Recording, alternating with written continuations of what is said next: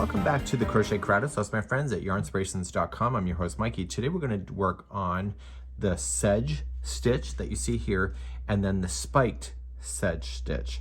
Now both of these are very similar to each other. The difference is that the one positioning of just one stitch changes to make these spikes and the other one you don't see that at all. You're going to notice that it will thicken up the material. It's very dense, you can't see through it, and so if you like crochet to be a little bit more compact, this is a great way to do it. And even with regular yarn, it does thicken it up. So I'm just going to be using a 5.5 millimeter size eye crochet hook today with some Caron 1 pound just to demonstrate this. I will demonstrate both of the stitches because I'll show you where it is.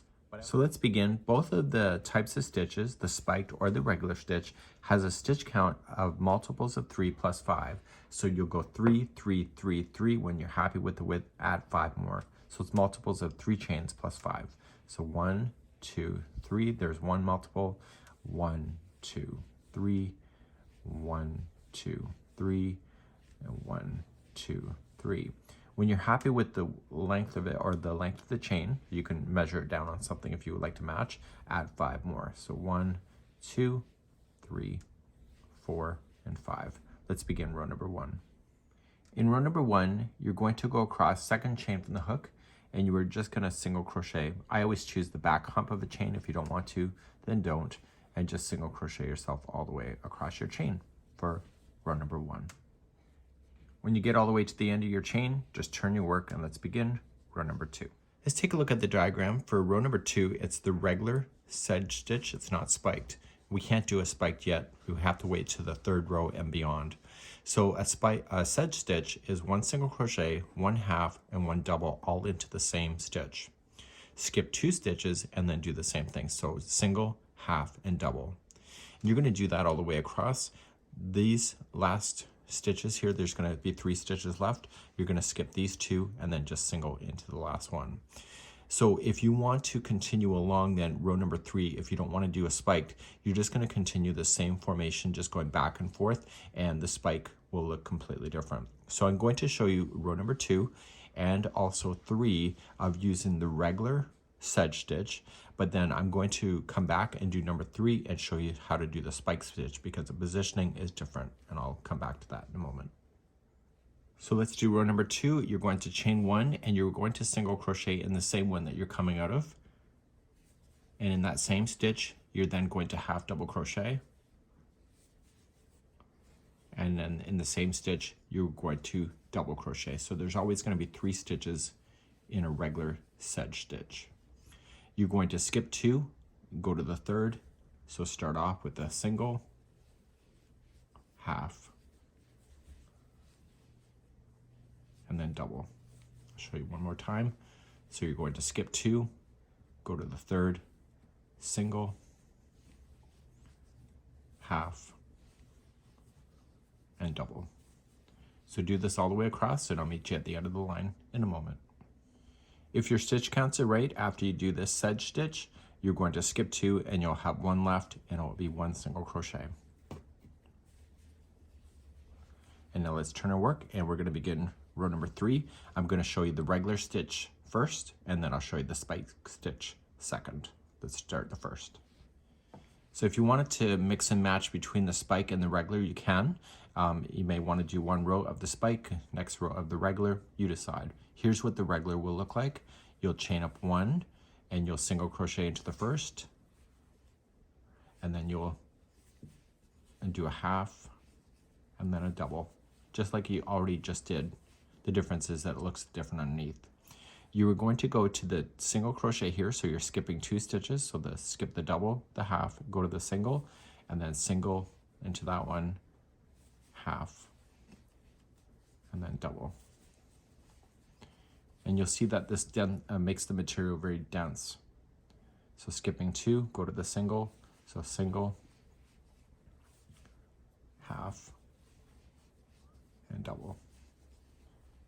I'll show you one more time.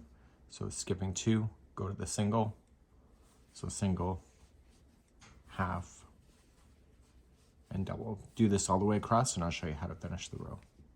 So my sedge stitch is in and I still have all this, so I'm skipping 2 and I'm going to come to the last single crochet and single crochet to turn. It feels wrong, but everything stays balanced.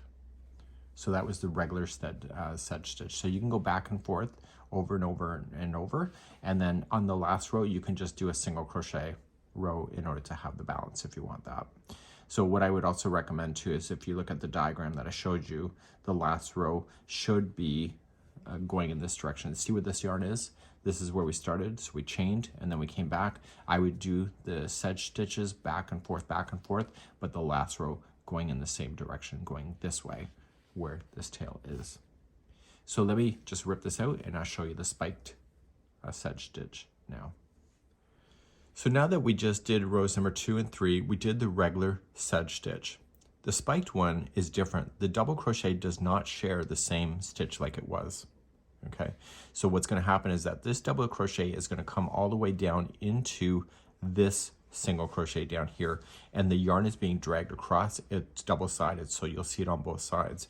And so you don't want to play within this stitch here with the double crochet. You want to come down one below, and you keep doing that every time you're going to do the pass for the spike stitches.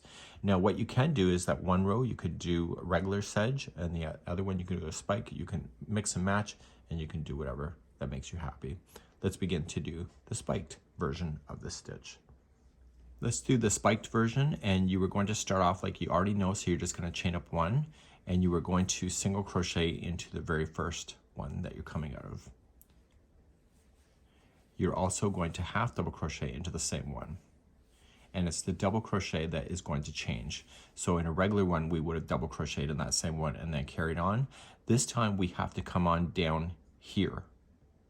Okay, so follow it straight on down. So wrap the yarn first and grab this single crochet that is one further down, and you're going to go all the way through the fabric, yarn over, pull through, and just give it a little bit of slack, and then pull through 2 and 2, and this dragging of that creates the lines that you see in the spiked version.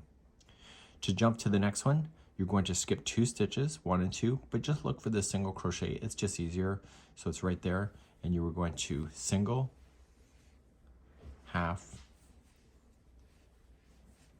and then the double is going to come on down here. Okay, and it's kind of easier to see. You see how they kind of pull together, and that's where you're going to go. So just go on in through the fabric, pull through, pull up a little bit of slack, make sure it's the same distance, pretty close to it, and then you'll have consistency. So skipping 2 stitches, come to the single, so single, half, and then jump down here. Get it? You can let me know in the comments. So come to the single, so you're skipping 2, half, and you're going to notice if you accidentally make a mistake, you'll see it pretty immediately when you do that. So if you accidentally put a double in there instead of the spiked, you should notice it if you're paying attention. And if you're not, well, I don't know. Okay, so just skipping 2, single, half, and then jump on down. And eventually you come to the other side, so put me on pause if you're not there yet. And for those ready to keep on going, you're just going to skip the 2, come into your very last one, and single crochet. And so that's the spiked version of the stitch. You can see it looks different. So when you turn your work, you will see the spikes going down the other side as well. And so when you start again, chain up 1. So if you want to do a regular sedge stitch, you can across. If you want to do a spike, just start off like you know. So 1 single, 1 half, put in a double into the same one here if you want a regular, and if you want the spiked, you have to come on down right here. So you just come on down, switch this 1 down, pull up a little bit of slack. The first one might be harder for you to find, but you'll see it. Skipping 2, come to the single, so you'll single, half, and then you can come on down right there. Okay, skipping 2, so single, half, and it's right here. See how it's kind of opened up? And just be consistent, so make sure you do wrap it first and Don't pull that stun I just showed you. You will notice any mistakes like that. And you're going to keep on going, and you're going to see it that both sides, it's going to be kind of almost like waving up and down in this motion.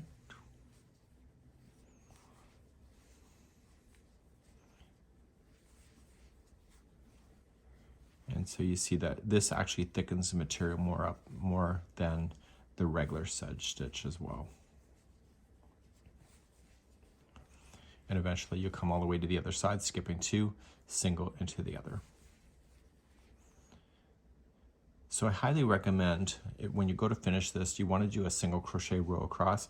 See where this tail is? This here is on this side. And when we came across here. I'd recommend that your final single crochet to have balance is also going in the same direction. So you see this tail? Finish it off. So the last row would be 1 chain and single crochet all the way across. And you'll find that the stitches will stay balanced with each other on both top and bottom, especially if you're doing a blanket or whatever that your heart's desired for this. It's a really cool idea, and provides a bit of texture. It'll keep you probably mentally interested if you want to do that. And I don't think it's that much brain power in order to get this to work.